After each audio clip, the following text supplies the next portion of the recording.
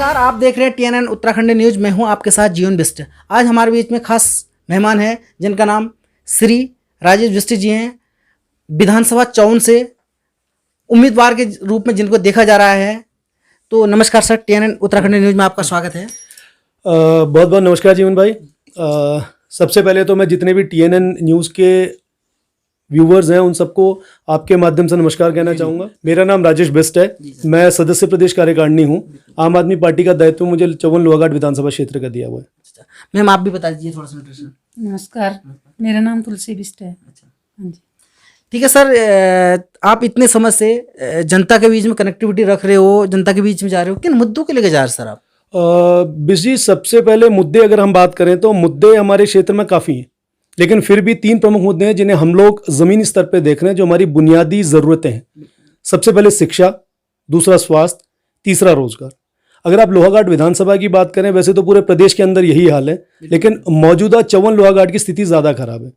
लोगों ने जिस उम्मीद से 57 सीट देके प्रचंड बहुमत की सरकार बनाई थी, आज वो अपने आप को ठगा महसूस कर रहे हैं। तो हमारी प्राथमिकता स्वास्थ्य, शिक्षा और रोजगार को लेके, पलायन कैसे रुके, ये हमारी योजना है। जी सर, जो आम आदमी पार्टी है ये कितनी सीटों पे चुनाव लड़ेगी?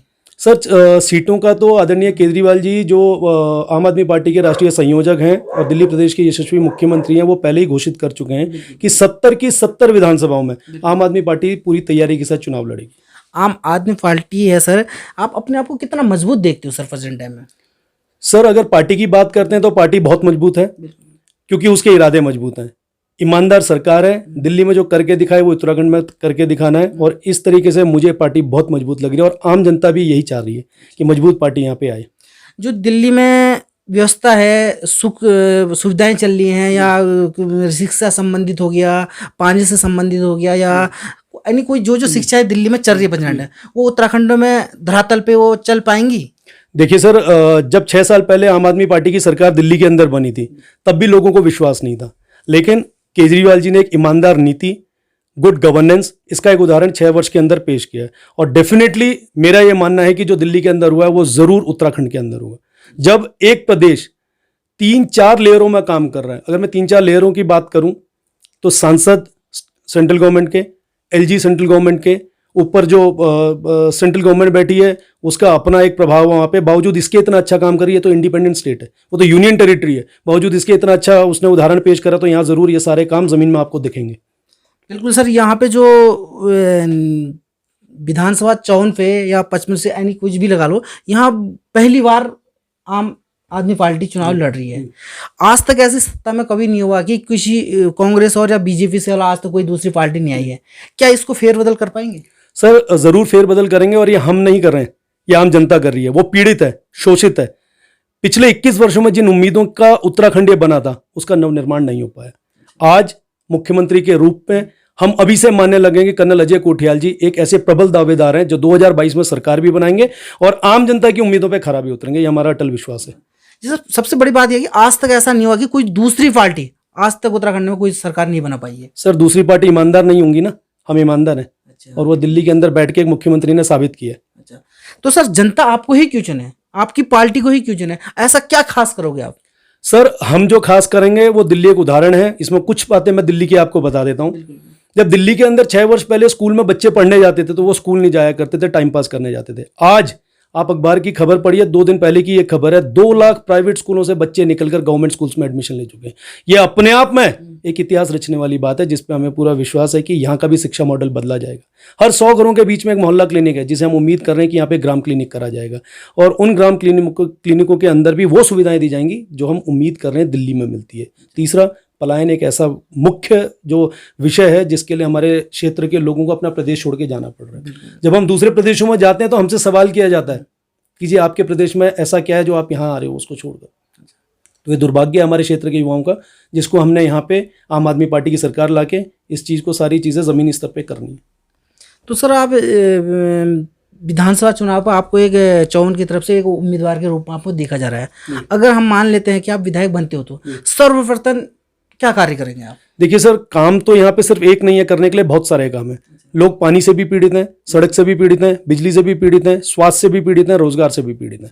तो अगर हम बात करें तो जमीनी स्तर पर बहुत सारे काम करने के लिए शुरुआत हम शिक्षा, स्वास्थ्य, रोजगार से करेंगे। ये 3 प्रमुख मुद्दे हैं जिस एजेंडे पे आम आदमी 70 विधानसभाओं में चुनाव लड़ रही है, और मेरा भरोसा है कि ये तीनों मुद्दों पर हम स्टैंड रहेंगे और इसको पूरा करके रहेंगे।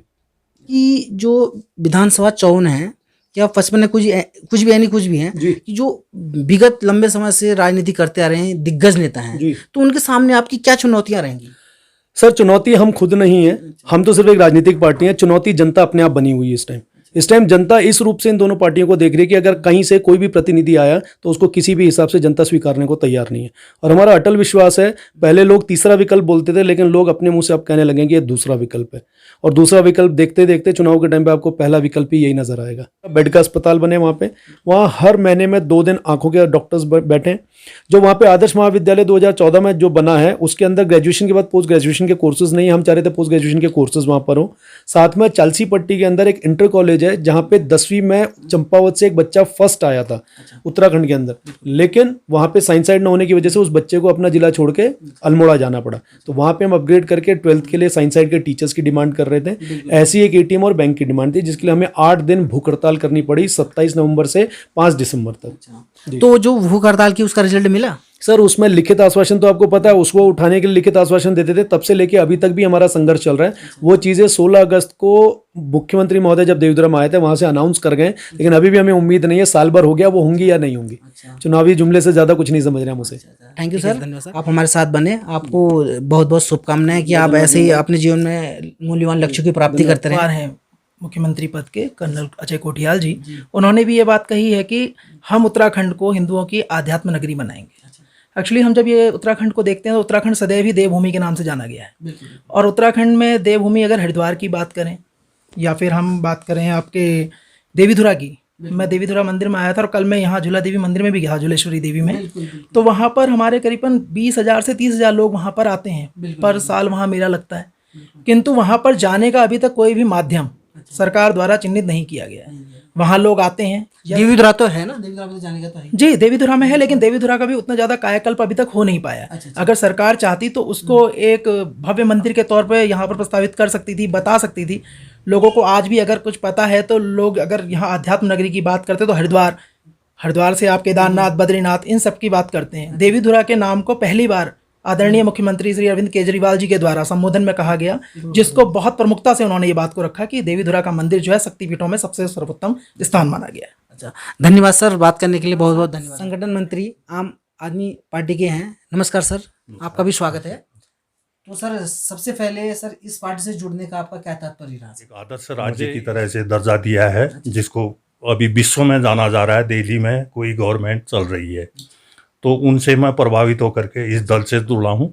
और जो 70 यहाँ पे जो अघोषित, अभी घोषित और अघोषित जो कार्यक्रम को बढ़ा रहे हैं, आगे चुनाव लड़ने में अपनी भूमिका निभा रहे हैं, उनमें से मैं अपने 54 विधानसभा सीट से जो हमारे योग्य उम्मीदवार को जिनको तय किया गया है, उनसे भी मैं काफ़ी प्रभावित हुआ हूँ, जिस कारण से मैं आम आदमी पार्टी से जुड़ा हूँ। अच्छा सर, धन्यवाद, हमारे कार्यक्रम में बने, बहुत बहुत धन्यवाद। ये आपकी मेहरबानी है कि आपने मुझे यहाँ पर आमंत्रित किया और मेरा इंटरव्यू लिया, और मेरे साथ साथ मेरे यहाँ पे जो उम्मीदवार, हमारे घोषित उम्मीदवार हैं, राजेश बिष्ट जी का भी इंटरव्यू लिया है, और जो हमारे केंद्रीय कार्यकारिणी से आए हुए यहाँ पे राहुल सती साहब हैं, उनका भी इंटरव्यू लिया है। इसके लिए मैं आपका बहुत आभारी हूँ। धन्यवाद।